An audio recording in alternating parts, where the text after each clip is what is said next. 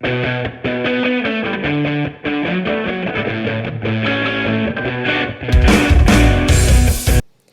es Tangente Podcast. Bienvenidas, bienvenidos. Aquí intentamos formar opinión, pero no nos tomamos la vida tan en serio. Yo soy Lucy Rodríguez y hoy me acompaña José Javier Galvez. ¿Cómo está, José Javier? Hola, ¿qué tal Lucy? ¿Qué tal Daniel? ¿Cómo están? Y también Daniel Herring. ¿Cómo estás, Daniel? ¿Qué tal, mi estimada, mi estimado? ¿Cómo les ha ido? Bien, empezando todo el bien. descanso de Semana Santa. ¿Qué van a hacer? Yo todavía trabajando, pero sí. ¿Pero qué van a hacer en el descanso de Semana Santa? Vamos a salir. Yo voy a ir a Titlán. No, yo no salgo, yo me quedo acá. Que la verdad es agradable Sí, por lo menos pensar todos los días. La Ojalá ciudad. tuviera siempre el tráfico así. Todos los días pensar lo mismo. Me basta. Es el único momento del año que no va a haber tráfico, creo yo, estos Sí. 2 días. La Sí. ciudad vacía. Lunes Sí. y martes de... Bueno, depende, porque si vas a ver procesiones al centro, ahí sí que hay Bueno. tráfico. Pero si te mantienes fuera de esa área, rico. Sí, y de hecho me mantengo fuera de esa área, entonces creo que por lo menos voy a tener que ir a dar vueltas para disfrutar la ausencia de tráfico. Sí, ahí sí. Qué grado de entretenimiento ¿verdad? El que consiste en irse a dar vueltas por las calles. Sí, pero porque- eso es lo que hay, ¿no? Disfrutar las calles así. Es lo que hay, sí. Está bien. Sí, la verdad es que bonita primavera nos está haciendo. Ya ven, los árboles floreados y demás. Así que, bueno, a gozar de este descanso de Semana Santa, pero seguramente el que no va a gozar este descanso y no la está pasando del todo bien es este señor Donald Trump, que el día de hoy ha tomado un avión desde la Florida para Nueva York a presentarse porque tiene cargos en su contra. ¿Qué les parece eso? Histórico. Histórico, absolutamente histórico.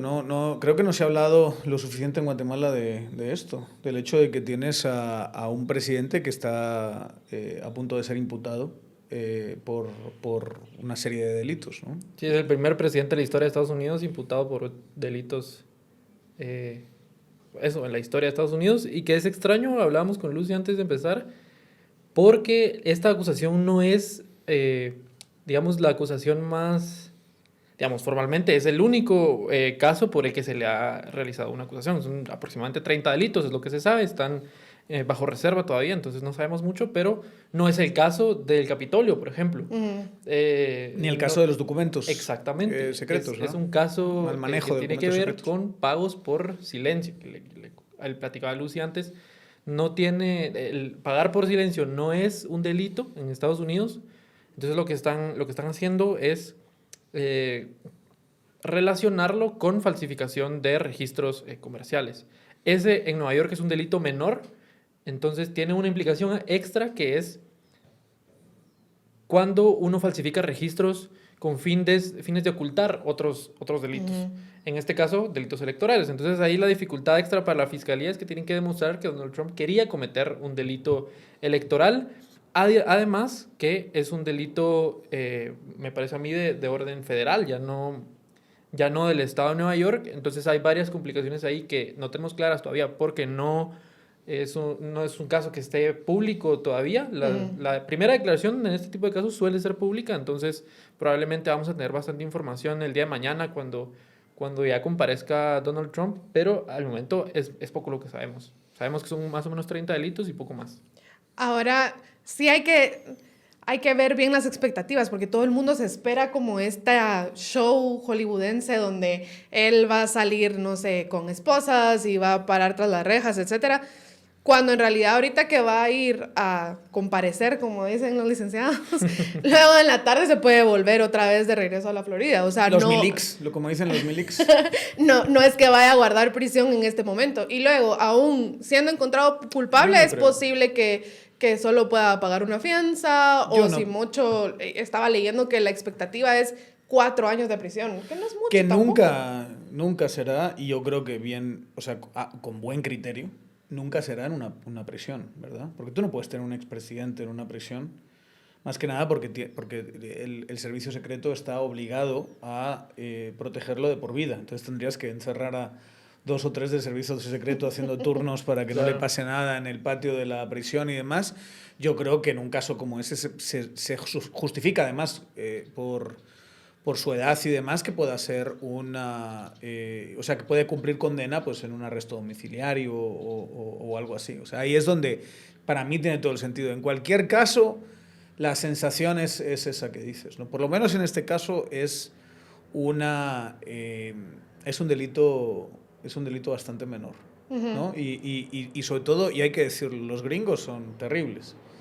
Y con el tema de financiamiento electoral ilícito y malos manejos de fondos de campaña y demás, tienden a ser súper suaves. Los políticos consigo mismos, en última instancia, ¿no? Los que hacen las leyes consigo mismos, tienden a no considerarlo un enorme problema. Y hay una cantidad tremenda de gente condenada por ese tipo de cosas que realmente pagan multa o se convalidan las penas o lo que sea.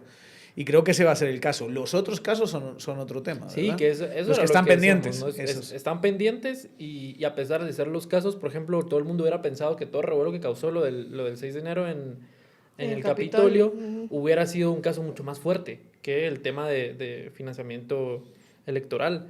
Y sin embargo, no es el caso por el que se le acusa. Y eso, pues, a mucha gente le parece sorprendente y provoca, creo yo, que muchos republicanos, incluido Trump, obviamente, hayan salido diciendo esto es un ataque político en contra del expresidente. Pero yo creo que es inevitable, y esto es algo que sabemos muy bien en Guatemala, que cuando tú tienes un caso de alto perfil político, casi de forma natural, la respuesta va a ser esto es un ataque político. Entonces, básicamente,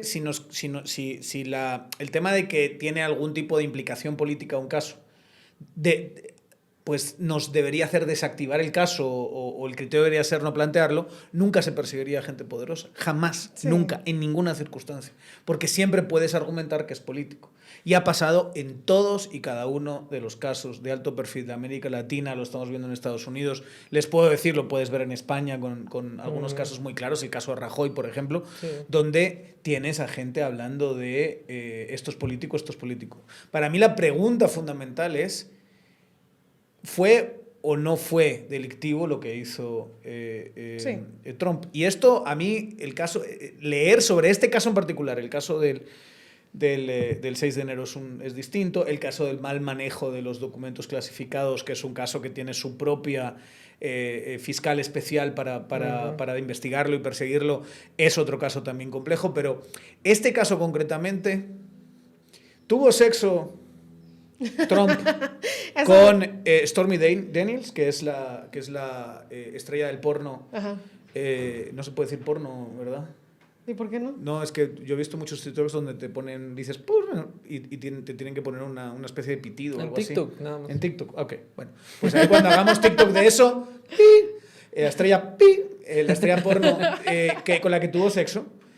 Y lo que pasa es que ella tiene sexo con él, ¿verdad? De pago. Ellos se enteran, el entorno de Trump y Trump se enteran de que va a vender los derechos de esa historia. Se adelantan y le pagan. Como está diciendo José Javier, eso no es delictivo en sí mismo. Lo que pasa es que para que no salga en campaña, porque esto era plena campaña de 2016, donde, si se acuerdan, los márgenes fueron muy pequeños. De hecho, perdió el voto popular Trump, ganó por, ¿qué?, 80,000 votos en 3 estados o algo así.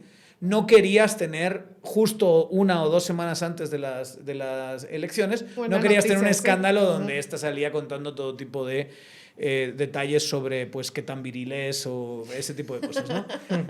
Unos detalles escabrosos de un señor mayor, porque en última instancia es lo que es Trump, un señor mayor. Eso, Trump llega y le dice a Michael Cohen, que es un colaborador de la fiscalía, que ha declarado todo, bien sabida esta historia, lo ha contado abiertamente. Él se va y simula unos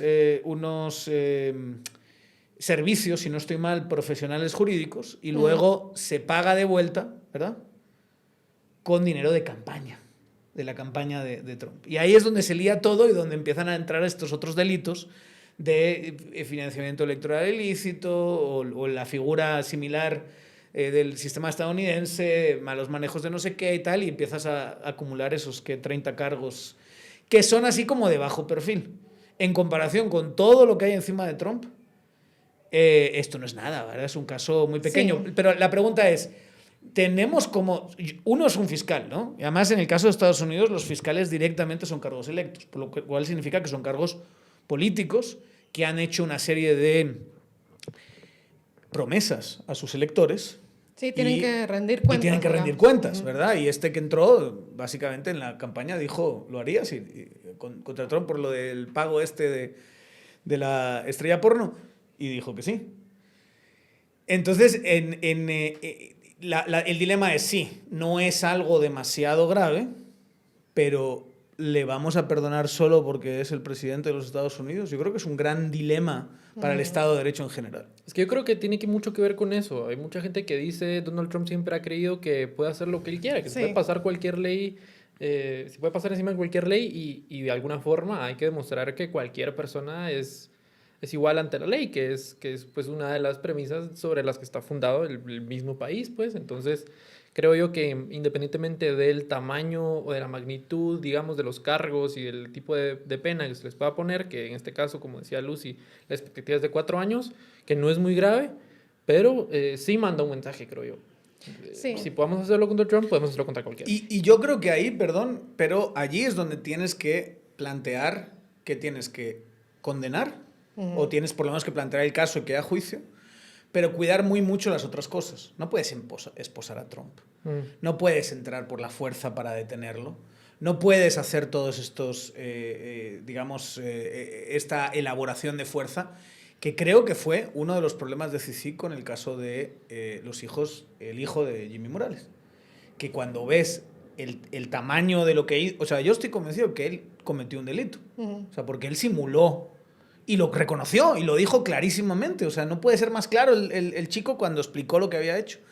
Pero a eso se le añadió detención, prisión preventiva durante un tiempecito y tal, que sinceramente sí hizo mucho daño al movimiento reformista en sí mismo. Y muchos, aunque luego te vengan diciendo, no, es que tú apoyabas estas cosas, muchos lo dijimos en su momento, ¿verdad? Que no era, o sea, una cosa es detener a la cúpula del PP por unos delitos de millones y millones de quetzales, y otra cosa es que te encontraste unas facturas que no sabías ni de quién eran, de un chavalito que simuló una compra, digamos, para poder quedar bien con su suegra del momento, y es que lo encontraste además en un caso mucho más grande y mucho más importante, que era el caso de registro de la propiedad. Era una cosa pequeñita que se sabe que la jueza lo llamó la atención. La jueza fue la que dice en la audiencia, ¿quién es este Morales? Vayan a buscarlo. Entonces, luego se dan cuenta que efectivamente el Morales era ese Morales, ¿no? Entonces, yo sí creo que eso sí tiene que ser, porque entonces ahí es donde las interpretaciones políticas, en el caso concreto de Trump, que va a ser candidato sí o sí, de hecho ya es candidato, ¿verdad? Sí, ya hay que tener rallies, mucho cuidado. Pero, o sea, ahí sí que es histórico, es la primera vez que pasa, no sabemos cómo lo va a manejar. Y sí hay diferentes perspectivas que tomar en cuenta, porque tú dices, bueno, hacerlo, digamos, ponerle las esposas, encarcelarlo, etcétera, bueno, implica ciertas consecuencias, pero no hacerlo también. O sea, si no lo tratas como un ciudadano más, va a haber gente que va a decir por qué se le está dando un trato especial si nadie está por encima de la ley. Que, como bien decía José Javier, esto es un patrón que Trump ha tenido por años. Y a él tiene casos de su estafa de la Universidad de Trump, de otro montón de estafas de negocios, de real estate, ¿cómo se dice? De vivienda. Ajá, de vivienda y demás. Y entonces, tú decís, si hay un patrón en este señor de que él piensa que está por encima de la ley, que puede hacer lo que le da la gana, que puede comprar sus privilegios y demás, va a haber ciudadanos también que van a estar en contra, y políticos también, y otros grupos de interés que van a estar en contra de que a él se le dé un tratamiento especial solo porque fue presidente, ¿no? Y no solo del tratamiento especial, también de lo que viene en las elecciones, digamos. Por lo menos de momento yo he visto algunas reacciones de políticos republicanos que han reaccionado de formas distintas. Por ejemplo, Asa Hutchinson, que es exgobernador de Arkansas, me parece, mandó un mensaje muy claro diciendo, yo me voy a tirar para presidente, Trump debería hacerse a un lado por lo que está enfrentando, cargos. Pero luego Ron DeSantis, que es una de las figuras que más he mencionado también para para las primarias republicanas, él sí lo ha apoyado totalmente y ha dicho, no, esto es un ataque en su contra, que creo yo que políticamente es lo que más le conviene a los candidatos republicanos, independientemente de lo que pase con Trump, pero para las elecciones de 2024 quizás lo más sensato es no tirar a Trump bajo las llantas de los carros que van pasando e intentar como apoyarlo para generar voto para mí más adelante, pero creo que han sido variadas las reacciones, ¿verdad? Ahora, el daño que ha causado a ese partido Donald Trump es impresionante. O sea, desde el hecho de que, bueno, ahorita estamos diciendo es histórico, primera vez que a un presidente se le acusa, etcétera. Pero también fue histórico en su momento y fue la primera vez que una persona que no tenía carrera política llegaba a ser presidente. O sea, él es una estrella de reality TV y empresario y demás, pero él nunca hizo una carrera política, no es como otros que primero fueron congresistas, senadores o gobernadores en su momento. Es primera vez... O fiscales. En mucho tiempo de la historia de Estados Unidos que una persona que solo es mediática, famosa o un celebrity llega a ser presidente, ¿no? Eso ya de por sí causó un daño en el Partido Republicano, porque todas las personas que habían llegado a ser presidentes por ese partido traían esta carrera política que habían construido con años, ¿no? De esfuerzos, etcétera, etcétera. Y también luego la forma en que él se conducía en las primarias, la forma en que atacaba a los mismos republicanos a la hora de hacer los debates, incluso su debate con Hillary Clinton. Era una... Pero espérate porque vamos a ver la segunda parte de ese show ahora. Bueno, no sé, o sea, tal vez ¿No has Hillary... escuchado Ron DeSanctimonious? ¿No has escuchado hablando así de Ron DeSanctimonious? Sí, o sea... Tiene su gracia. A mí Trump sí me entretiene muchísimo. Ah, bueno, eso... Y es así. Y es quien diga que no le entretiene, pues no sé qué otros políticos le pueden parecer entretenidos, pero él es súper entretenido. Es súper entretenido, chistoso, divertido y demás, pero en cuanto a No sé daño si es institucional al partido, sí, tremendo. No, Pues. tremendo. Bueno, pero podemos argumentar que es un daño que los republicanos se han hecho a sí mismos también, ¿no? O sea, realmente Trump no era inevitable hacer lo que hicieron prácticamente el 99% de los republicanos. No era inevitable. Claro, era un camino muy duro. Plantarse delante de él, ¿verdad? Decirle que no, no soportarle ciertas cosas, o sea, quedar marginado, digamos, electoralmente. Todo eso hubiese sido mucho sacrificio y algunos lo han hecho. Y han pagado el precio. Pero si lo hubiese hecho una cantidad más grande del Partido Republicano, estaríamos hablando de otra historia. Entonces, Trump es un síntoma en ese sentido, no es la causa, o sea, son ellos los que dijeron, bueno, hacemos una reforma, estamos dispuestos a perder elecciones y hacer una reforma profunda del partido e incluso del sistema electoral estadounidense, que necesariamente hay que reformar esa cosa porque es que no funciona, ¿verdad? Hay muchos desbalances, demasiados desbalances.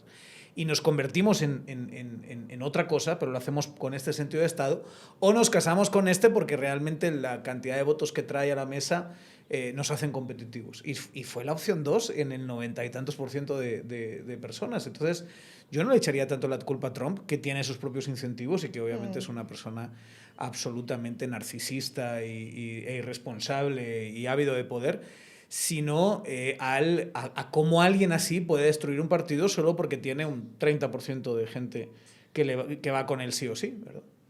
Ahora, ¿cómo ven que esto va a impactar al trumpismo guatemalteco? No sé. ¿Realmente tenemos algún paper de trumpismo guatemalteco? ¿Sabemos algo de esto? Aparte de que haya como cierta afinidad estética. ¿No? Y de ideas, ¿no? Los eslóganes, hagamos grande Guate. Pero no creen que Bukele se ha comido a Trump completamente.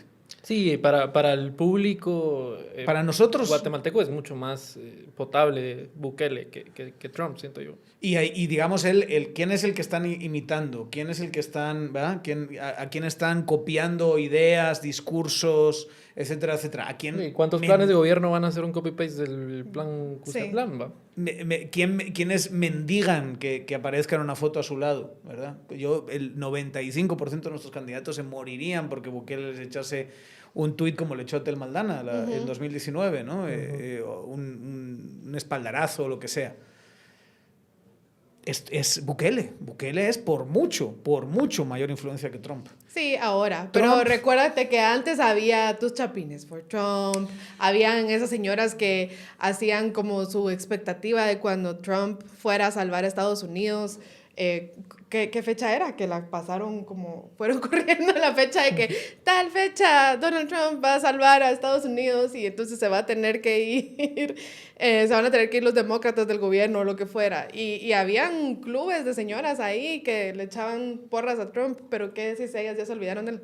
No, ellas pueden estar totalmente conectadas, pero en el tema macro del discurso político, que es lo que nos interesa, sobre todo ahora que estamos en campaña, yo veo muy poco de Trump.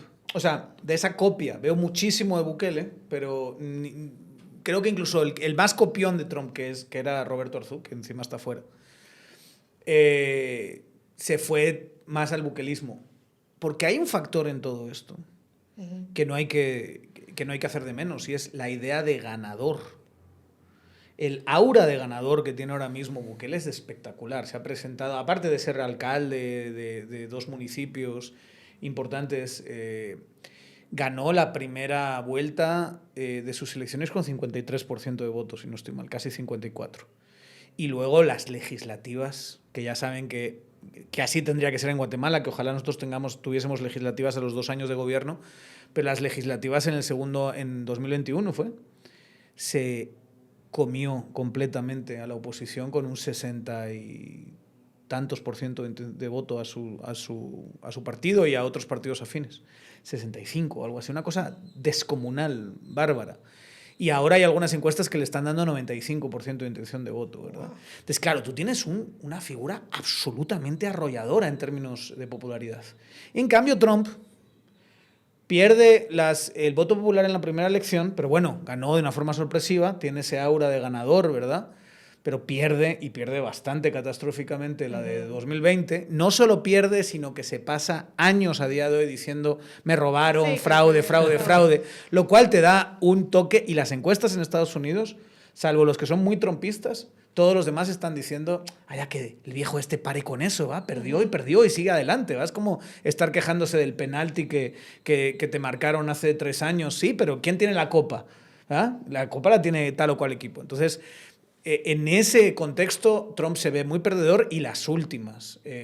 Sí, para senadores y congresistas. Las de noviembre es una pérdida total. O sea, justo no nos dio tiempo en el programa de radio, fíjese que analizar eso, porque justo en ese momento dejamos de hacer el programa de radio. Pero lo hubiésemos analizado en su momento, que son estas elecciones de medio término, que se estaba preveyendo lo que llamaban un tsunami rojo, una ola roja de republicanos que iba a arrasar con las elecciones, y fue nada de nada parecido a eso. Una mayoría más consolidada en Senado para demócratas, una mayoría en el Congreso muy, muy débil, les cuesta mucho llegar a consensos entre los republicanos. Entonces, y además muy consistentemente, Trump perdiendo, o los candidatos más trumpistas perdiendo en sus distritos. Entonces, realmente ese halo de Trump como ganador se ha perdido. Claro. Y yo creo que eso de una forma natural se refleja aquí.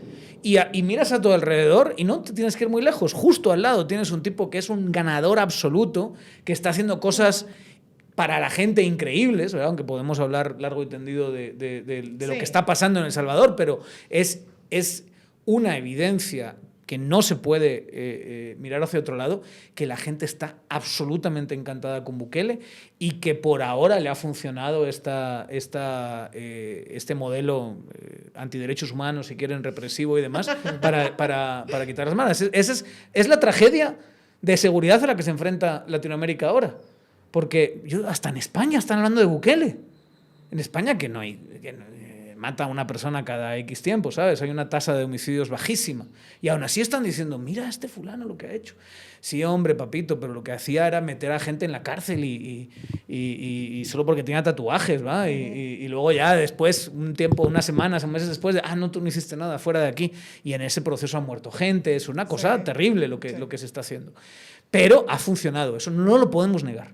Y eso es lo que... Esa es nuestra tragedia, porque ahora, si tú quieres tener un discurso estilo... ¿Se acuerdan eso que hizo Álvaro Colom de la La inseguridad? violencia se combate con inteligencia. Contra Ajá. Otto Pérez, ¿verdad? Que era Sí. mano dura, contra cabeza y corazón, ¿va? Contra la violencia se combate con inteligencia. Y ganó la violencia se combate con inteligencia. Ahora estás fregado si quieres hacer algo así. Porque todo el mundo va a mirar a Bukele y vas a decir, tienes algo mejor. Y la verdad, en términos discursivos, vas a tener que decir que no. Vas a tener que Sí, decir que no. y lo he visto yo mucho en redes sociales. A un amigo le pasó hace poco que puso algo muy similar criticando el modelo de Bukele y se le vino todo el mundo encima, de izquierda, de derecha, de todos lados. Cancelado. Sí, Cancelado lo cancelaron.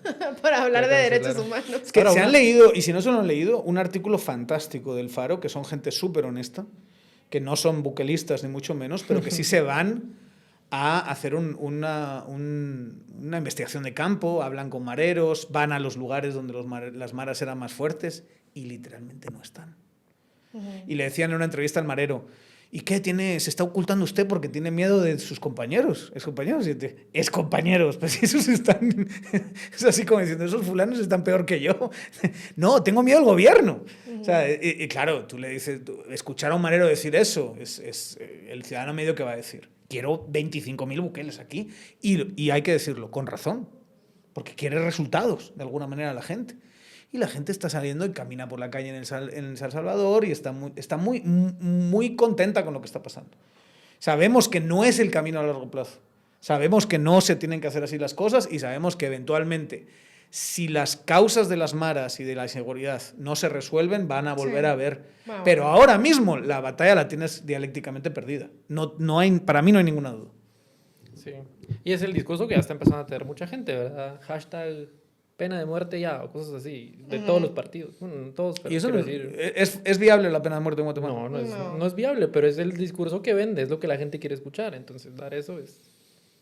A mí eso Es sí la me, hora sí me ganadora, parece como decías. una falta de respeto a la... Saben que es un poquito lo que hacíamos cuando analizábamos la campaña esta de reducir el Congreso De los diputados, ajá. de Mulet y Cabal. Esto es algo incluso peor, ¿verdad? Porque todavía ahí puede haber alguna vía para hacerlo. Es que aquí es prácticamente imposible reactivar la pena de muerte. Implementarla, hacerla, es casi imposible. Entonces tú le estás prometiendo a la gente que va a pena de muerte y el ciudadano promedio, ¿qué se espera? Se espera que entre X candidato a la presidencia que ha prometido pena de muerte Y que por decreto. y que en 2 implementada, meses tengas sí. pena de muerte. Como a mí me hacía mucha gracia Roberto Arzú cuando decía, ese muchachito que está con el presidente, al paredón lo voy a... O sea, unía la crítica a Yamatei con la pena de muerte y básicamente decía que los iba a fusilar, decías tú. Papi, eso no es así. No. Pero tranquilízate, hombre, no, bájale. Tú sabes perfectamente que no vas a poder atrapar al novio del presidente Que y no no- lo vas a no- fusilar al amanecer, que es lo que la solo gente no va a lo vas esperar. poder atrapar, no es tu función como presidente hacerlo. Entonces, no solo no es su función, sino que a mí me parece que el costo de estar informado políticamente de cuáles son las funciones y las atribuciones de uno y de otro es mucho más alto que el costo de escuchar que un candidato que está diciendo vamos a matar a todos los mareros que hoy te están extorsionando en tu puesto en el mercado, en tu tienda de barrio, lo que sea, y creer que va a ser así. Es mucho más creíble, quiero decir, pues. Aun cuando sabemos, porque tenemos un poco más de acceso a información, que no es así. Sí. ¿Y cómo han visto la campaña en términos de esto? De candidatos que están ofreciendo cosas que son básicamente incumplibles. Pues todos están, bueno, muchos están subidos a esta ola de la pena de muerte. Está el caso mencionado de Mulet con el tema de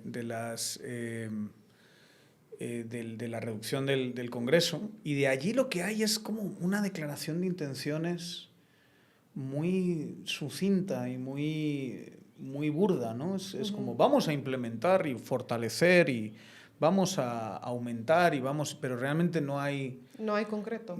Y no solo eso, no hay un plan, no hay una estrategia, no te hablan de cuestiones presupuestarias, por ejemplo, restricciones de personal, no sé. Esas cosas que a uno le gustaría ver. Yo sé que no es así en ninguna parte del mundo, esa es la realidad. O sea, no tiene ese nivel de detalle, pero métanse en la página de Zuri Ríos, zuriríos.com, ¿no? Yo invitaría a todo el mundo a que lo haga ahora mismo. Entonces te vas a esa página y creo que son como 12 pilares de lo que habla ella, ¿no? Y tiene un video como de media hora y luego 12 pilares de propuestas. Tú le das clic y vas viendo las 12. Hay algunas que son literalmente un parrafito así. Esta es la que veíamos el otro día de política exterior, que dice nuestra política exterior va a ser una energética y fuerte y soberana, o algo así. Sí. Y a mí me parece hasta cínico teniendo, o sea, el plan de gobierno, entre comillas, sale la misma semana que se mueren 39 migrantes en un centro de detención en México y hablas de política exterior diciendo, no, vamos a tener una política exterior energética. Sí. ¿Y dónde están los migrantes ahí? Y, Sí, y ¿sabes? hay un momento que prácticamente te cita un artículo. Sí, el artículo de la 149 de la Constitución, que es el que Lo dice cita primacía de derecho y lo dice, internacional vamos a sobre- tenerlo energético. Venga, ya está el plan. Va, a otra cosa más veces. ¿Sabes a qué me recuerda? Cuando Otto Pérez Molina le preguntaban, ¿cómo va a ser para tal y tal cosa? Y él decía, con carácter y firmeza. O sea, algo así, ¿cómo lo va a hacer energéticamente? Pero es que ni siquiera todavía si me dices voy a hacer A, B, C y luego dices voy a hacerlo energéticamente, va. Aquí no hay nada que hacer. O sea, esa parte de política exterior, yo les invito a que lo vean. No hay nada. O sea, a ver, ¿cómo vas a reformar el ministerio? ¿Cómo vas a reformar? ¿Tienes ideas de, no sé, carrera funcionarial, para diplomáticos? Ese es un gran tema. Reforma de eso. ¿Cuál es tu postura con respecto a Estados Unidos? ¿Cuál es tu postura con respecto a Rusia, a China, a Taiwán? ¿No? Que podemos hablar de eso un poquito más adelante porque está de actualidad ahora mismo, ¿no? ¿Cuál es tu postura con respecto a Naciones Unidas, la globalización? ¿Cuál es tu postura con respecto a la guerra de Ucrania? ¿Cuál es tu postura con respecto a la integración centroamericana? ¿O cuál es tu postura con respecto a la relación con el sur de México? ¿Cuál es tu respuesta? O sea, hay miles de distintas áreas que tú podrías decir y hacer una política totalmente conservadora que, Sí. que a muchos no nos va a gustar lo que sea, ¿no? Pero haz algo. No digas, según el 149 de la Constitución, se rige por esto. ¿Y cómo lo vamos a hacer? Energéticamente. No. Venga. ¿Sabes qué? A mí esto me parece... Siguiente. Te quedas... O sea, yo me quedo impresionado con esas cosas, ¿verdad? Me Claro. parece O sea, decepcionante en dos niveles. En primer nivel, porque tú decís, va, si es un partido que se está formando y está poniendo sus grandes anhelos o algo así, tú decís, va, está bueno que manejen el plano abstracto, pues. Pero si estás tratando de hacer un plan de gobierno, una política pública, necesitas algo más concreto con estrategias, tiempos, etc. Entonces, a ese primer nivel, totalmente decepcionada. Al segundo nivel que me decepciona es que no es uno de estos payasos ahí que andan con eslogan chabacano ridiculizándose para ganar un par de porcentajes de votos. Es una candidata que supuestamente... ejemplo? Un ejemplo de eso. O sea, es una candidata que supuestamente es una puntera con experiencia. La puntera. Ella fue una diputada, ¿no? Ella también tuvo un montón que ver con cosas esto de cortes y jueces y magistrados y el colegio de abogados y demás en alguna época. Además, se está haciendo acompañar de una canciller, que es parte de su equipo. Tú dirías, una canciller me puede producir un plan de relaciones exteriores impresionante, ¿no? También se está haciendo acompañar de un exministro de gobernación, ¿no? Entonces dirías, es gente que tiene experiencia, que ha hecho gobierno, que conoce cómo funciona el sector público y viene y me dice, voy a tener una política exterior energética. Hazme el favor, o sea, nosotros fuimos profesores. Si un alumno nos hubiera entregado un plan de gobierno, así, tu tarea es hacer un plan de gobierno hipotético y te viene y te entrega esto, ¿qué nota la pones? O sea, yo de todo, porque estás mencionando ese caso más grotesco, si quieres, de la política exterior. Pero es que métete en cualquier otro de los 12, creo que son 12, 13, 14 pilares. Es una cosa... El de lucha contra la corrupción, que Bueno, decía, lucha vamos contra a la corrupción implementar es- todos es los un- pesos y contrapesos disponibles. Enuméremelos por lo menos. Ni enumerados. Lo dice tal cual. Vamos a implementar Sí. los contrapesos posibles. Ole. O Démosle. sea, es plan de gobierno. Ahí está. Vamos a gobernar, punto. ¿Qué me estás diciendo? ¿Y ahí? cómo vas a gobernar? Así fuerte. Y luego- Bien. Energética. Dando golpes así en la mesa. ¡Pum! Algo Ahora que- sí lo vas a hacer, ¿verdad? Algo que me parece a mí un poco menos gracioso y que pasó también esta semana dentro de la misma campaña de Subir Ríos es su visita a la región Ixil, No, sí.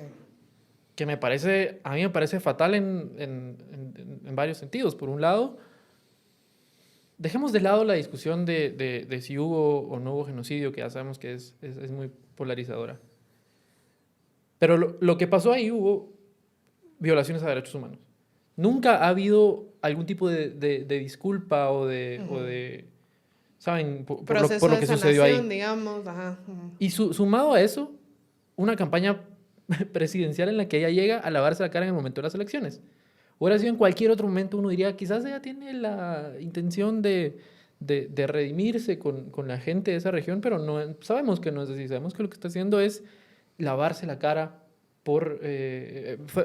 a pasos de las elecciones para que la gente diga, la gente lo está diciendo, ala, miren, ¿dónde está hoy la gente que decía que hubo genocidio? ¿Dónde están? Miren la capacidad de convocatoria que tiene Suri Ríos en la región Ixil. A mí eso me parece, a mí se me pusieron los pelos de punta cuando vi esas fotos Pues y no es, los comentarios no de la es un gente argumento diciendo... en sí mismo, ¿verdad? O sea, Claro. que tú puedas movilizar una serie... Que al final, para hacer esos mítines, siempre es un porcentaje muy pequeño de la población de allí, Claro. que mueven los caciques locales y demás. Ahí hay mucho expac con capacidad de Y ya vimos movilización. que ella no le tiene miedo a photoshopear para multiplicar la cantidad de gente Sí, lo hizo. que llega a sus mítines. Entonces tampoco significa mucho, pero la gente, yo sí he visto ya varios comentarios diciendo, ay, ¿dónde está la izquierda hoy? Y aquí está Sui Ríos y están los Ixilis y la están apoyando. No se trata de eso, pues. O sea, la derecha en general ha tenido una aproximación muy, muy burda con ese tema, digamos. O sea, yo recuerdo una entrevista con Suri Ríos en 2015, una que yo personalmente le hice, por ahí está en internet, no fue la más... La experiencia más amable del mundo, ¿verdad? O sea, fue una experiencia tensa. Yo creo que ella pensó que iba a llegar a dar una charla y esas entrevistas estaban siendo así con todos los candidatos. Y yo recuerdo preguntarle si cree que hubo crímenes de lesa humanidad. Como que a mí me parece que es una buena forma de plantear el debate. Sí. Es decir, genocidio, está bien, es demasiado polarizante. ¿Hubo crímenes de lesa humanidad o no los hubo en este país? Y yo creo que tienes que decir que sí. O sea, Es yo que creo no, que ante la evidencia yo creo te que queda no de otra. puedes... Sí. Y puedes argumentar que hubo matanzas por los dos lados y todo eso, pero es que ni siquiera llegamos a ese nivel de debate. Ni siquiera nos ponemos y nos sentamos y decimos, bueno, pues entonces esto hay que tomárselo en serio, porque sí lo hubo, ¿verdad? Entonces vamos a tomarlo en serio de verdad. Vamos a hablar de estas cosas y vamos a... Pero es pedirle mucho al sistema político actual, ¿verdad? Es Sí, claro. pedirle demasiado. Yo... además no creo que ni siquiera tenga mucho efecto que ella salga en el Triángulo de Ixil con gente. No creo que tenga mucho efecto electoral, sinceramente. Los convencidos pues están aplaudiendo en redes sociales y los no convencidos pues rechazándola, y luego la inmensa mayoría en medio, que no es un tema que no le interesa. También porque la clase política, la administración pública, no se ha preocupado por hacer un repaso de esa parte de la historia de Guatemala, que es tan importante y que explica tantas cosas de este país. Sí. Ahora, cambiando de candidaturas y esto, una de las cosas que vi recientemente también de la campaña que me puso los pelos de punta, como dices tú, fue una entrevista que le hicieron a esta persona del Partido Elefante, cuyo nombre es tan poco memorable que no recuerdo. Hugo Peña. Gracias. Y en esta entrevista, él decía así, como si nada, sin empacho, la democracia ya falló, dijo. Y que entonces la democracia fue un experimento fallido. Y entonces... Yo no voy a... En lugar de la democracia... Yo no voy a echarle la culpa a quien hay que echarle la culpa de ese discursito de República Democracia, ¿verdad? No lo voy a hacer. Pero no, la democracia no sirve, ahora mejor una república. Pero imagínate, o sea, ¿y por qué se me ponen los pelos de punta? Porque para mí este es un discurso súper peligroso. Aunado al otro de que uno escucha en la calle de la gente, ay, Lucy, sí, el Tribunal Supremo Electoral Lucy, ya sabe quién va a quedar, solo nosotros tú vamos eres a del hacer el amarro. show. Sí, yo sé. Eso se dice en la Marro constantemente. Eso de República Democracia, ¿o no? Pero vas Constantemente. acompañado de algún tipo de cursos, lecturas, etcétera. Esto lanzarlo hacia las masas sin ningún matiz, de decir, ay, sí, la democracia ya falló, alejémonos de la democracia, a mí me parece tremendamente peligroso, porque alejarse de la democracia en el contexto chapín y ante la popularidad de Bukele, que bien nos explicaste hace un ratito, la gente va a decir, ay, sí, necesitamos nuestro autoritario o autoritaria misericordioso, ¿no? autoritaria, misericordiosa. Pero, ¿y qué va a hacer esta persona autoritaria misericordiosa? Ahí sí descartemos la democracia. Aquí que alguien más venga a poner orden y tomar las decisiones. Y que te lo Qué esté diciendo peligroso. alguien que está pidiendo el voto si tiene sus bemoles, ¿verdad? Claro. O sea, eso sí. Y Hugo Peña no es como que esté el primero en las encuestas, entonces es alguien que necesita una revolución de intención de voto importante y que él te diga, eso de la democracia está hecho". Pero no sé qué tanto es el centro de su discurso o qué fue el chascarrillo de alguien que lo ha escuchado mucho, de ciertos profesores de la Marro que ponen en contraposición esas dos ideas cuando en realidad mecanismos democráticos para que funcione la República tal y como la tenemos que entender y no como un sistema dictatorial sin derechos, sino una república de verdad, es que no lo puedes separar. O mecanismos republicanos dentro de una democracia. ¿También? Bueno, digamos, ¿No? la democracia liberal los asume en gran medida, ¿no? Cuando hablas de democracia liberal, y por eso para mí es tan choqueante este debate de república y democracia, porque los dabas por supuesto que el democracia liberal significa que existen instituciones y existen controles y existen reglas del juego, pues que sí tienen sus orígenes en ideas, si quieren, republicanas. Pero si queremos contraponerlo así, no existe sin mecanismos de elección para puestos y ese tipo de cosas, no existe la noción de república como la describen los clásicos y como la describen los modernos que se dedican a hablar de república, no existen sin mecanismos democráticos. Es que no pasa. O sea, tú no puedes, lo único que vas a poder encontrar son estas excepciones de que le das al dictador, le das durante un tiempo un poder para solucionar un problema grave, etcétera, etcétera, una guerra o algo así, pero siempre basta a asumir que existen todas estas distintas reglas que son las que te permiten no solo llegar al poder, sino ejercer el poder. Y contraponer esas dos ideas, sí, es peligroso, pero sobre todo, es muy tonto. Es muy tonto y no tiene que estar en el centro de una discusión de campaña como esta, ¿verdad? Ahora, a esto aunale las tendencias que hay ahorita de comunicación política alrededor de la campaña. Una de las tendencias ahorita es el hashtag fraude electoral, suponete. Entonces, si tu tendencia es fraude electoral, la democracia no sirve, etcétera, ¿a dónde van a ser puerto estas ideas? ¿Quién va a aprovecharse de que todo el mundo está pensando que va a haber fraude electoral y que la democracia no sirve, ¿no? Eso es lo que yo veo preocupante. Sí, no sé. O sea, entiendo tu preocupación, pero también el candidato que ha dicho esta frase es un candidato muy menor a día de hoy. Yo no lo he visto aparecer en una sola encuesta. Hay que decirlo, Hugo Peña es alguien que ha trabajado detrás de bambalinas toda la vida y que ha llevado a mucha gente al poder, ¿verdad? Sabe cómo funciona la política electoral y es bueno en su profesión. Ahora quiere dar el paso adelante y ser él el candidato. No sé qué tanto le está funcionando, ya ser él el que se presenta delante de la gente y poder superar esa brecha de conocimiento enorme que tiene, ¿no? Él no creo que le conozca más del 5 o 10% de la población en el mejor de los días, ¿no? Entonces tienes que superar el 90% y hoy por hoy no eres competitivo. Y luego sales diciendo estas cosas, no sé, yo no le daría, a esta frase no le daría mayor importancia de la que tiene. Solo me hace gracia y la conecto con unas discusiones bizarras, creo yo, que te vienen de ciertos lugares, digamos, ciertas universidades, concretamente la Universidad Francisco Marroquín, donde tenías a gente que decía eso, tenías a otra mucha gente que decíamos lo contrario, ¿no? Sí, recuerdo un debate por ahí que hubo. Sí, hay varios debates, ¿no? Hubo, siempre hubo discusiones, unas discusiones porque la Marro se prestaba para hacer unas discusiones muy buenas, la verdad. Yo disfruté muchísimo de esa etapa de mi vida. Pero es una cosa bizantina, mucha. O sea, esta idea de... ¿Cómo vas a montar? A ver, que nos cuente Hugo Peña. ¿Cómo va a montar una república sin mecanismos democráticos? Que nos cuente. Y ya cuando le dices eso, seguro que te va a decir, no, ¿tiene que haber elecciones? Claro que tiene que haber elecciones. Entonces, cállate. De eso estamos hablando. La democracia liberal es una serie de reglas del juego donde se presentan, esperemos, en la mejor y en la mayor igualdad de condiciones, los jugadores, y compiten por quien llega al poder a través de voto popular. Que es el problema de fraude que estabas tú hablando, es que cada vez más sentimos todos, yo creo que es válido decirlo, sentimos todos que el árbitro está peor que Negreira con el Barça. ¿Verdad? O sea, el árbitro está pitando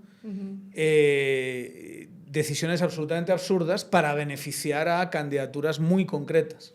Y si ya se lanzan a bajarse a Mulet, que yo creo que ya es la piedra de toque, sería que te bajes a un candidato inscrito con credenciales en medio de la campaña y sin, aparte del antejuicio que le plantearon, sin otros recursos derivados de su inscripción, ¿no?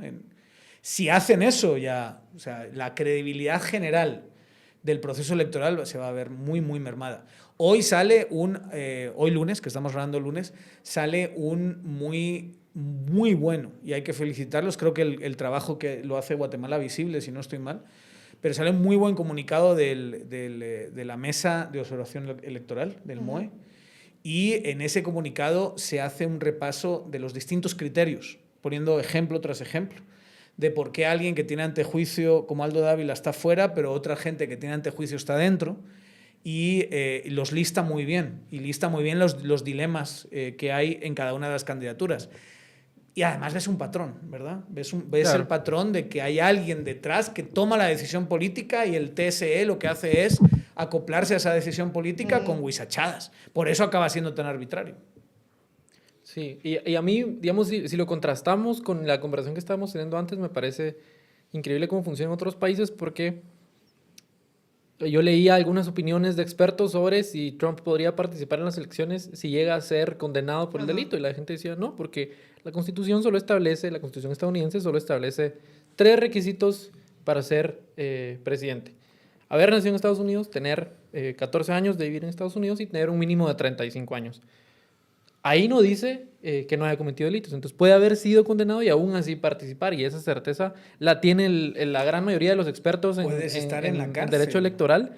Sí, de hecho, yo leí el ejemplo de una persona en el siglo XX que participó estando en la cárcel y que obtuvo 90.000 votos. En el caso del referéndum que hicieron en Cataluña, hay gente que fue detenida y que estaba en prisión y que pudo competir por las elecciones.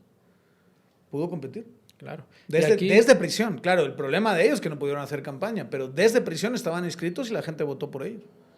Sí, la gran diferencia acá que no tendrán un finiquito y a unos y a otros no, que es lo que decíamos, la coherencia en la interpretación de las normas es bien grave. Lo decía, yo lo vi, me dio mucha risa porque Aldo Dávila puso un tuit donde era una noticia de un antejuicio en contra de uno de los magistrados del Tribunal Supremo Electoral, que es Ranulfo Rojas, y le decía, mira, entonces, ¿qué? ¿Usted tuvo antejuicio? ¿No es idóneo para estar en ese cargo o no? Obviamente no va a haber respuesta, pero eso ya nos dice más o menos cuál es la lógica atrás de eso. No puede ser que bajo interpretaciones de la misma norma, unos sí puedan y otros no puedan, sobre todo cuando son normas tan arbitrarias como lo del finiquito, por ejemplo, ¿verdad? Bueno, ¿y quién es el que concede el finiquito? Porque tú puedes decir, vamos a tener algo muy coherente que es del TSE.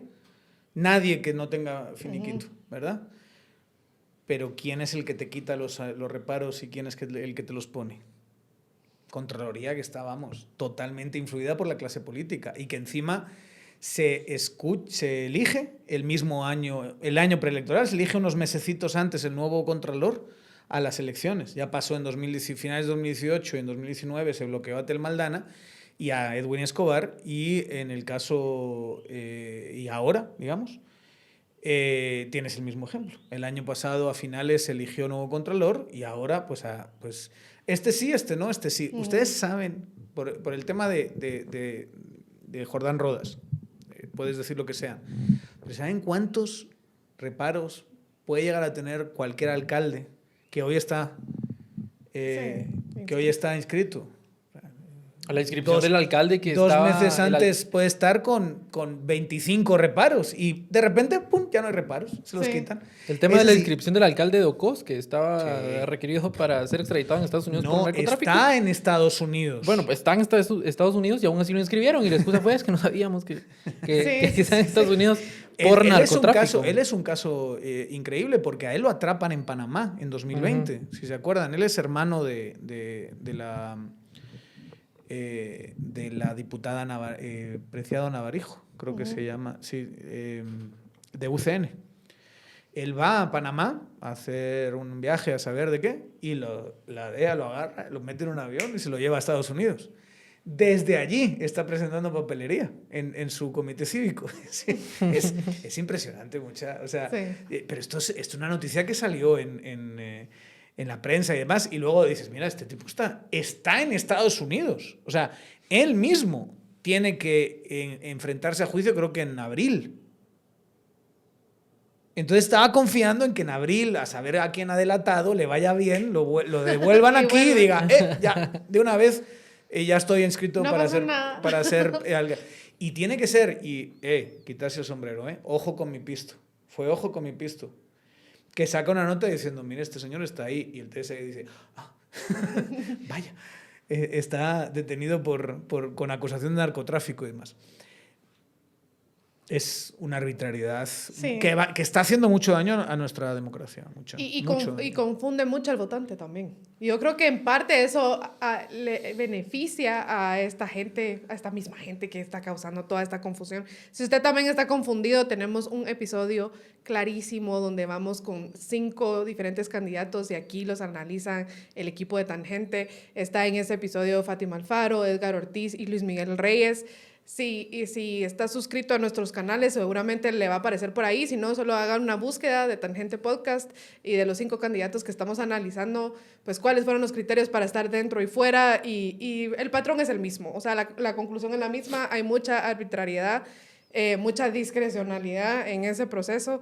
Y es la campaña que estamos viviendo hoy. O sea, son las elecciones que nos van a tocar este año. Pero da la sensación de que no solo vale con hacer 2 o 3 truquitos. O sea, tienes que irte detrás de Mulet y quién sabe si tienes que irte, si sube Villacorta, detrás de Villacorta y quién sabe si tienes que, ¿sabes? O sea, estás jugando un juego muy peligroso, porque va a llegar un momento en que ya se te van a bloquear las ideas y casi cualquier cosa que se presente. Vas a tener que hacer la de Ortega, que Ortega bloqueó y metió en la cárcel a ¿cuántos? 20 candidatos, porque surgía uno, sabía que iba a perder contra él, a la cárcel. Otro, a la cárcel y así. Estos, claro, estamos ante un sistema político mucho más fragmentado, donde hay cierto pacto, pero ¿van a bajarse a Mulet? Se verá. Claramente hay una parte que sí quiere. ¿Quiere la otra parte? La más asociada al presidente, por ejemplo. ¿Quiere que Mulet no esté? ¿Por qué quiere que Mulet no esté? Había luego de repente, no sé si se dieron cuenta de esto, que a mí me parece, porque hay que decirlo, les puede caer mal o les puede caer bien. Pero uno de los casos más brutalmente absurdos de estas elecciones es Roberto Arzu. Sí. Es una cosa espantosa lo que han hecho con él, ¿no? Populistón y fama de ser un fraude y todo eso, aquí lo podemos reconocer y si viene un día que lo entrevistemos, se lo vamos a sacar, no tengan ninguna duda. Pero en términos de presentar la candidatura, en términos de hay un informe que saca el registro de ciudadanos diciendo ya pagaron la multa y no hay campaña anticipada porque se había archivado. Y llega al TSE, básicamente llegan los magistrados y en vez de decirle que no, aparecen 2 en vez de los 5. Ahí no hay quórum y se queda en un limbo donde solo porque las altas cortes sabemos de qué lado juegan, se queda en un limbo que es absurdo. Un tipo que estaba apareciendo con 10, 12%, 15% de intención de voto en nuestras elecciones y se lo bajan de una manera tan increíblemente arbitraria. Eso es un daño muy grande a nuestra democracia. La credibilidad de quien sea que gane va a estar en entredicho. ¿Qué es lo que pasó? Y parece que no aprendemos con Yamatei. Yamatei gana por muy poquito después de que le hayan quitado a Zuri Ríos y a Tel Maldana, que iban antes que él en todas las encuestas. Iban bastante por encima de él, porque eran entre 3 mujeres que se iba a liderar la cosa. Entonces se bajan a esas 2 y aún así casi no llega. ¿Y qué tal nos ha ido con él de presidente? No es el mejor de los escenarios. Hacer esto un siguiente y que nos vamos a pasar así cada vez que haya elecciones con un TSE haciendo cada vez más burradas y cortando cada vez más candidatos y cuidado no surge uno que no tenía yo en el radar que lo tengo que ir a cancelar en medio. Es un juego bastante absurdo. Y todavía, aparte de Mulet, quedan algunos casos ahí que van a tener que decidirse y a saber cómo se van a decidir. es una falta de respeto enorme Sí. a la democracia guatemalteca, y lo único que están haciendo es hacerle daño. ¿Para qué? Para que haya más caos, más inestabilidad. No sé a dónde va a acabar esto, pero la clase política guatemalteca lleva en una huida hacia adelante desde 2017, diría yo, ¿verdad? Desde el non grato, yo diría que están ahí, y cada vez que pasa algo, doblan la apuesta, y eso no es sostenible. Eventualmente aquí en este país va a haber un cambio tan radical que no sé si vamos a acabar mejor o peor. Pero esto no dura 20, 30 años, no es un sistema político No, no estable. es sostenible. Esto es una cosa muy, muy, muy preocupante. Igual de preocupante me parece a mí cómo se han utilizado, que esto obviamente no es nada nuevo, pero pensando en lo que decías de que justo acaba de ser la elección del Contralor General de Cuentas el año pasado fue un año de cambios en los funcionarios de segundo nivel. Hubo elección otra vez de fiscal general, de procurador de los derechos humanos, de procurador general de la nación, de director del INASIF y de PDH. Perdón, de contralor. ¿Y cuántos de esos funcionarios han servido como instrumentos para incluso bloquear candidaturas? El PDH sirvió para bloquear la candidatura de Jordán Rodas. La Contraloría ha servido para bloquear la gran mayoría de las candidaturas que están bloqueadas. Y el Ministerio Público ha servido para bloquear otras candidaturas, incluyendo la de Mulet, que ya vemos a Curruchiche presentándose casi que todos los días con informes que nadie le ha pedido porque no son función del fiscal especial contra la impunidad en temas electorales, y ahí están, y son las mismas instituciones que el año pasado son las elecciones, nadie les pone atención, nadie le pone atención a la comisión de postulación del Contralor General, ni de nada, y resultan electos funcionarios que hoy están siendo instrumentos para bloquear las candidaturas y, como decía Daniel, mantener el statu quo, pues. Pero es un statu quo muy... Y esto, yo cuando digo estas cosas la gente se me revela, ¿verdad? Pero es un status quo muy frágil. Sí. Necesitan que sean solo estos, ¿va? O sea, no es como que, bueno, aquí estamos todos, compitemos entre nosotros, no pasa nada. Eso te hablaría de un sistema mucho más sólido. Cualquier cosa nos ponemos de acuerdo. No, necesito que sea o aquella, o aquella, o aquel. Y todo lo demás tiene que quedar absolutamente fuera. Y además sabemos que esos que están señalando no son necesariamente muy populares. No están creciendo en las encuestas, no dominan la elección, ¿verdad? Como pasó con Consuelo Porras, que tuvieron que acudir a la Corte de Constitucionalidad para que la Corte dijera, no, la ponen a ella o la ponen a ella. O la ponen a ella, ¿verdad? Y luego el Yamatei, que no sé si ya se habrá arrepentido, porque no sé qué tanto ahora juega en su bando, ¿verdad? Porque así de fragmentado es la cosa. Que la acaba eligiendo pese a todo, o sea... todo lo que tenía para que no fuese así, ¿verdad? Claro. O sea, lo bien que le hubiese venido a Yamatei, alguien que él hubiese puesto, que hubiese bajado tensiones, que sería lo más inteligente. Pero es un sistema que necesita, que requiere, que está tan... También están haciendo como esto es lo que se llama el Mexican standoff, ¿verdad? Que están así todos apuntándose unos a otros de yo te sé esto, yo a ti esto, y todo así. Entonces todos se apuntan de todos y ahí se quiere... se cree que así se puede tener equilibrio, pero de repente alguien va a disparar el arma y esto va a ser un auténtico desastre, un caos, ¿verdad? Yo tengo mis serias dudas de que se esté construyendo un sistema estable. La última columna de Edgar Gutiérrez hace una mención a ver si el pacto no tiene la posibilidad de generar gobernabilidad, gobernanza, ¿verdad? Entre ellos. Yo creo que eso está totalmente descartado. O sea, esto está... yo te bloqueo a ti, yo intento bloquear a ese y me da miedo que se quede, entonces... Y esto es un lupanar, diría mi abuela, ¿verdad? Esto es un caos y no digo que no vaya a ganar Zuri, porque puede perfectamente ganar, que sería como la opción más pro sistema, vamos a decirlo así. Pero se va a encontrar con un país dificilísimo de manejar, súper débil. O sea, no se genera estabilidad política con esta clase de acciones. No se hace, mucha, de verdad. Estamos hacia el precipicio. Y los que hoy tienen poder no van a tenerlo dentro de 10, 15 años. No lo van a tener. Están dándole otra vuelta a la tuerca, con la esperanza de que, callando oposición, intimidando a la gente, haciendo esto, y nos puede parecer... Pero eventualmente, cómo funcionan estas cosas y cómo han funcionado en todos los sistemas políticos, estas crisis alcanzan un tipping point, ¿verdad? Alcanza un momento y se desmorona todo. Y va a haber cambios de repente mucho más acelerados que nadie se estaba esperando. Sí, eso te habla mucho de la mentalidad cortoplacista que están teniendo, que es nada más apaguemos el fuego de ahorita, ¿no? Pero esto no es sostenible y se les va a caer. O sea, se les va a caer y ahorita están en una posición ventajosa, pero en 5, 10, 20 años se les puede dar la vuelta rapidísimo. Y eso es lo que y eso es algo importante, porque siempre tienes al típico listo cuando dices estas cosas, ¿va? El típico analista, ellos están más fuertes que nunca, ¿qué estás diciendo? No sé qué. Dices, espérate. Una cosa es cómo hago yo las triquiñuelas estas para tener poder y otra cosa es gobernar un país. Ajá. Y gobernar un país que es cada vez más urbano, cada vez más conectado a medios de comunicación, cada vez más conflictivo, con la influencia de las remesas, que no solo es económica, sino que es cultural, con la influencia de los nuevos medios de comunicación, todas esas cosas a la vez, se te van de las manos así.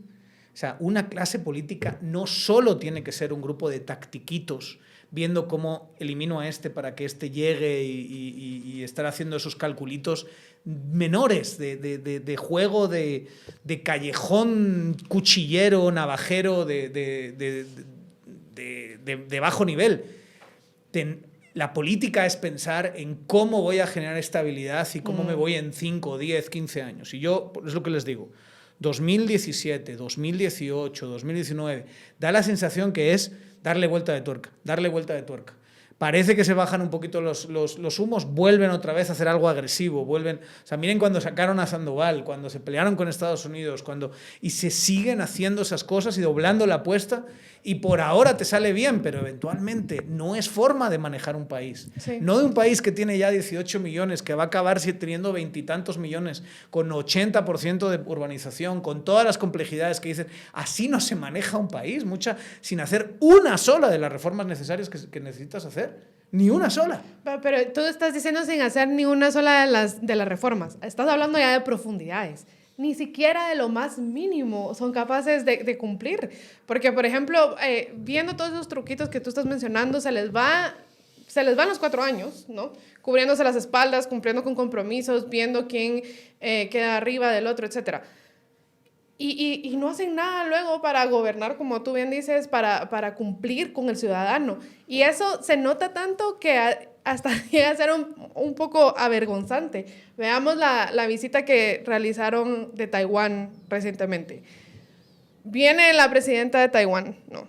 Y a fortalecer los lazos con Guatemala, etcétera y demás, porque Guatemala es uno de 13 países que está pues, con Taiwán, ¿no? El único en la región, ¿no? Y cuando Pero le hablan Belice como... también. Belice también. Cuando le hablan de qué es la expectativa que Guatemala tiene para Taiwán. Y dice, bueno, sí, quieren más que solo ayuda internacional, ¿no? Más que solo los programas de ayuda donde transfieren plata, etc. Ellos quisieran que vengan a invertir los empresarios taiwaneses a Guatemala. Pero eso es casi imposible. Creo que uno de los ejemplos que cita es de, sí, nos han dicho de que les interesan los microchips, pero eso es inimaginable. O sea, imagínate. De una vez dice, ni siquiera habría que trabajar mucho para llegar ahí. No, eso es inimaginable, porque en Guatemala no existe la infraestructura, porque en Guatemala no existen los canales comerciales con los compradores, vendedores, etcétera, de esa industria.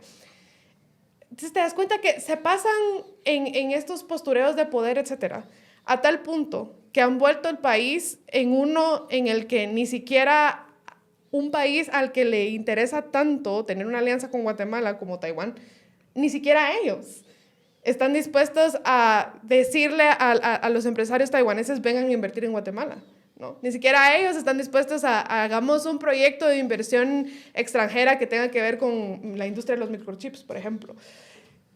Ya es un punto de falta de gobernabilidad que raya en la ridiculez de una Pero vez. porque les da igual, ¿no?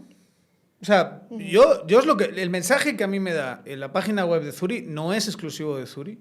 Vete a cualquier otro plan de gobierno y te vas a encontrar cosas muy parecidas, pero la página web de Zuri, que en teoría es el plan de gobierno, yo veo eso y me digo, es que le da igual. Sí. O sea, sus conversaciones son cómo voy a ganar las elecciones. Ahí no hay conversación sobre, bueno, ¿qué vamos a hacer con esto? Y eso se refleja incluso en las autoridades de hoy en día. ¿Dónde llevaron a la presidenta de Taiwán, además de Tikal, a un hospital Donde que hubo está un envuelto desfalco, sí. en un desfalco millonario con dinero de Taiwán. A mí me parece eso... Es que yo dije, esto no puede ser de verdad, esto tiene que ser un fallo en la Matrix o algo. No tiene sentido, no tiene ningún tipo de sentido.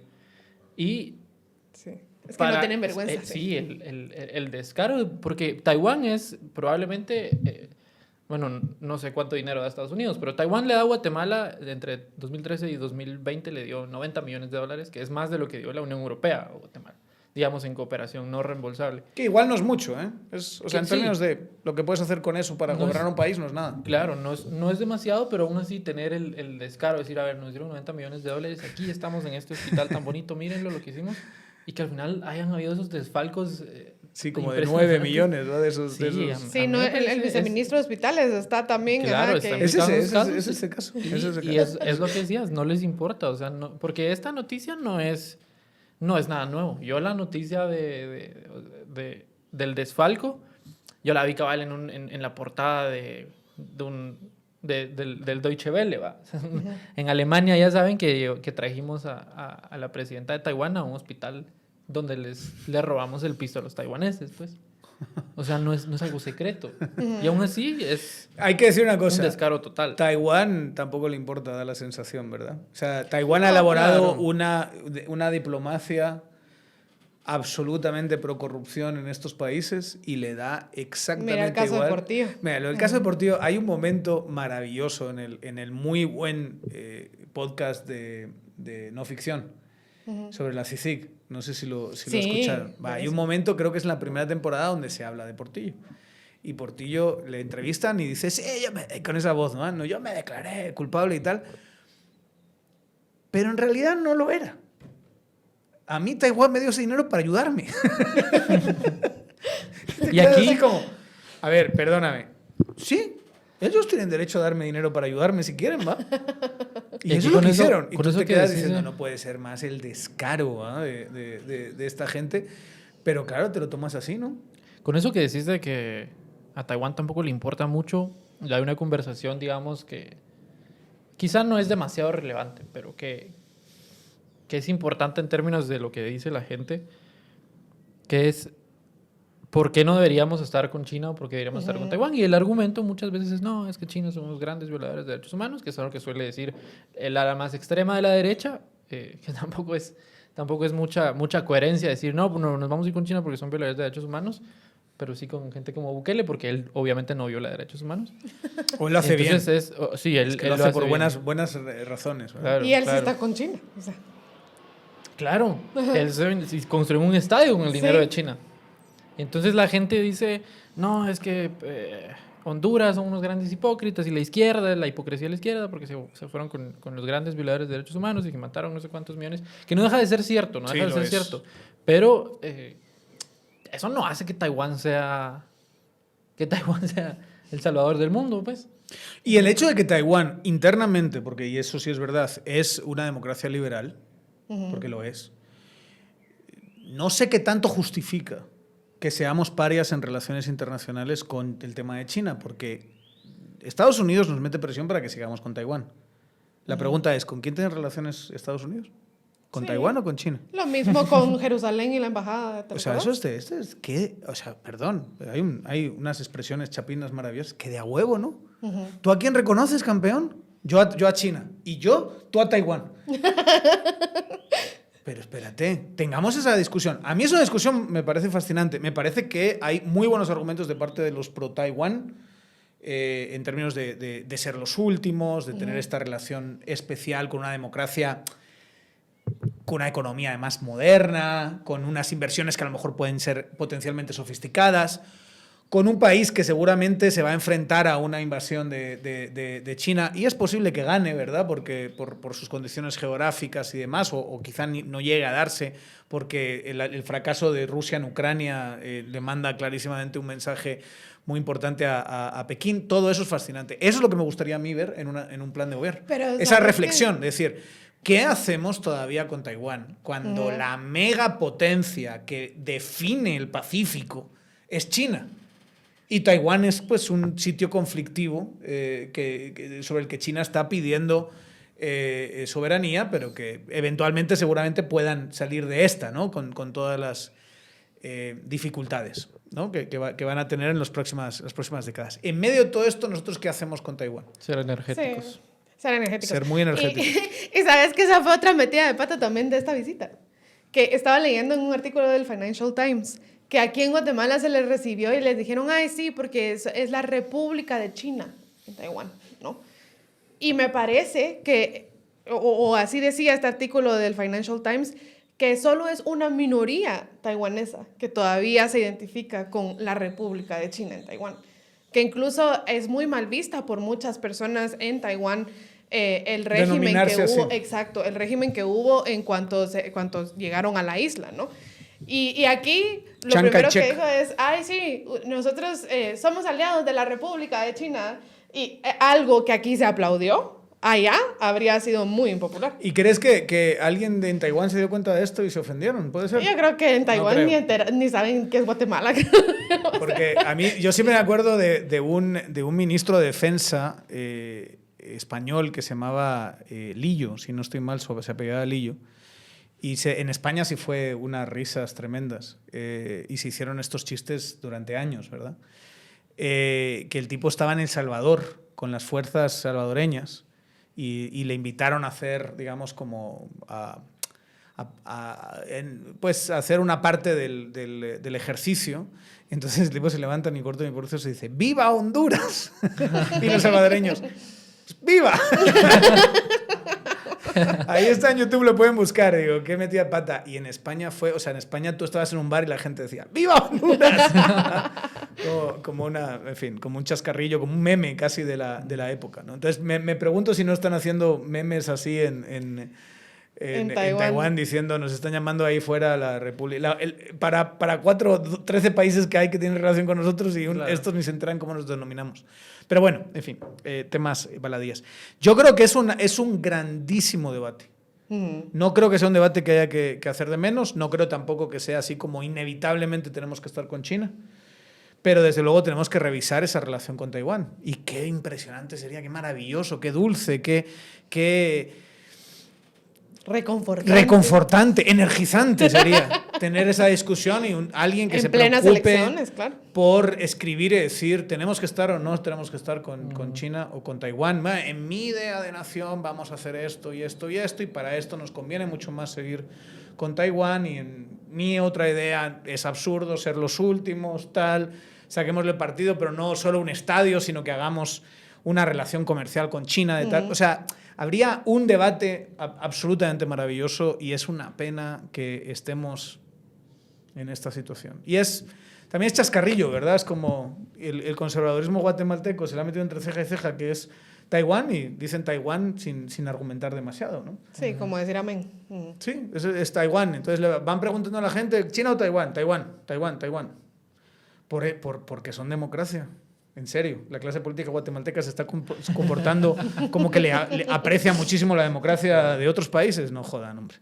Eso no es. No hay mucha coherencia.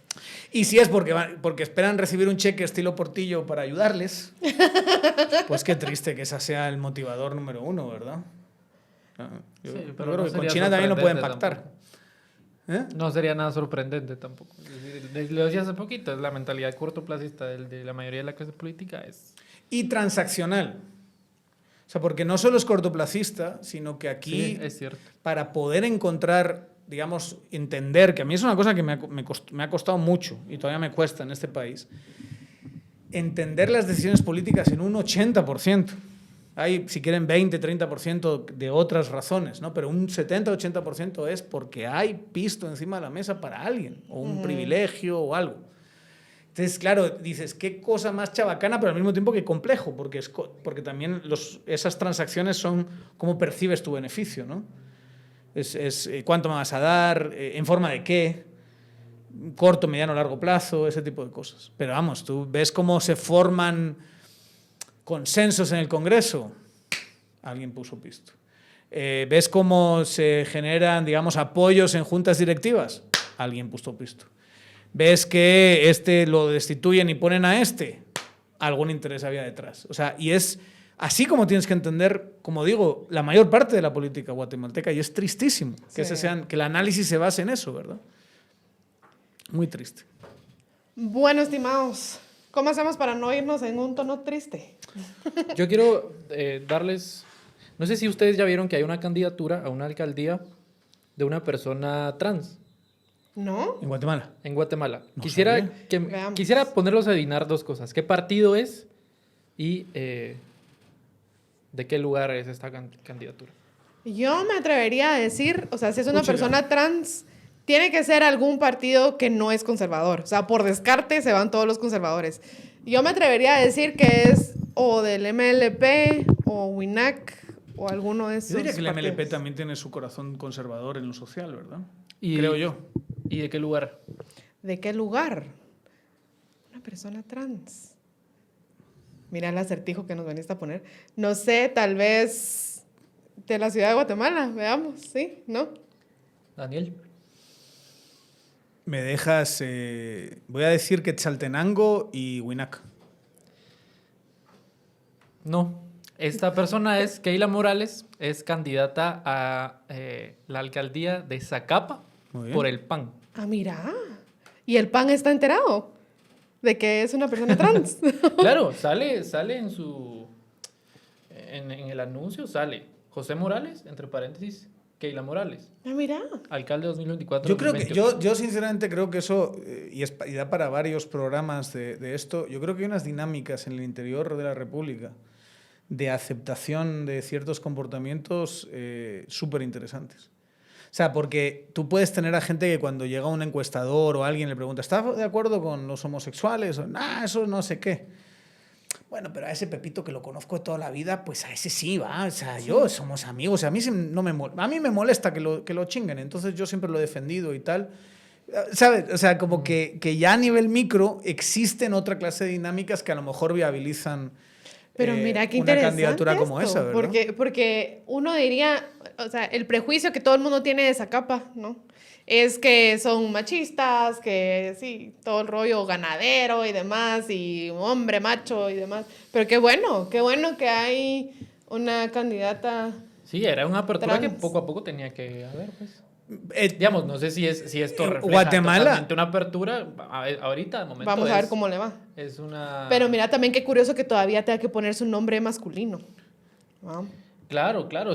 Porque así está inscrito, ¿no? Así está inscrito. Seguro Ah, eso tiene que no ver debe con que no tener vas a DPI poder votar todavía. por Keila Morales en la papeleta. Claro, sino que- tiene que ser por el Claro. nombre, porque así está escrito, y luego, pues como si te llamas el Chipi, pones Francisco no sé qué Sí. Pérez, y luego pones el Chipi, así te Sí, conoce todo el Chispa. mundo. la solución que encontró a eso Pirulo, ¿verdad? ¿Quién era el Chispa? Cambiarse... Chispa Morales era uno que salía con la Con la esposa. esposa, que salía Era así. candidato a alcalde de Misco. Pero ahora es candidato de otra cosa, ¿verdad? Ah, no sé. Creo que sí, creo que también está candidato de otra Porque cosa. lo que yo les decía, Era la buenísimo solución eso. que encontró Era Pirulo, buenísimo. Ajá. candidato a alcalde, él sale en un video diciendo, yo me cambié el nombre, ahora formalmente mi DPI dice Pirulo Marlon Puente.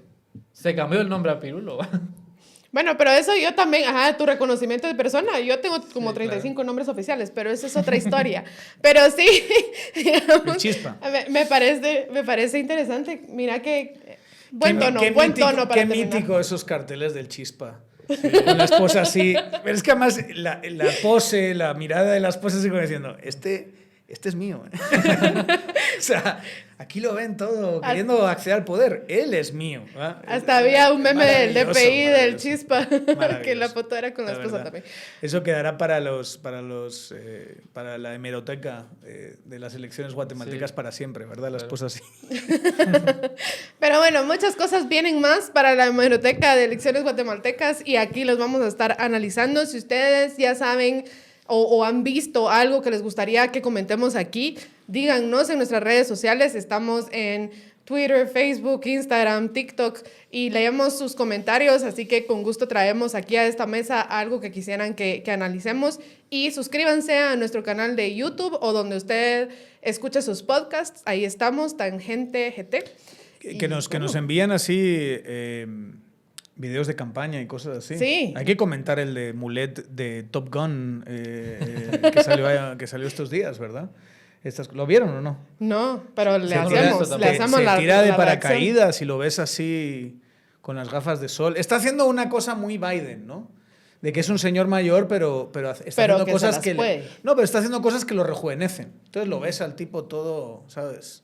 Todo salsa así, con sus gafas de sol y tirándose de paracaídas y poniéndose el casco. No, está gracioso. Quizá un poco largo, pero está gracioso. En fin. Pero sí, si usted ha visto algo que le gustaría que comentemos aquí, cuéntenos. También estamos haciendo nuestro ridiculómetro de campaña. Si ha visto campañas ridículas, compártalas, por favor. Y bueno, nos vemos en un próximo episodio de Tangente Podcast. Muchas Nos gracias. vemos, qué gusto, Luis. Feliz Qué gusto, Semana Daniel. Santa.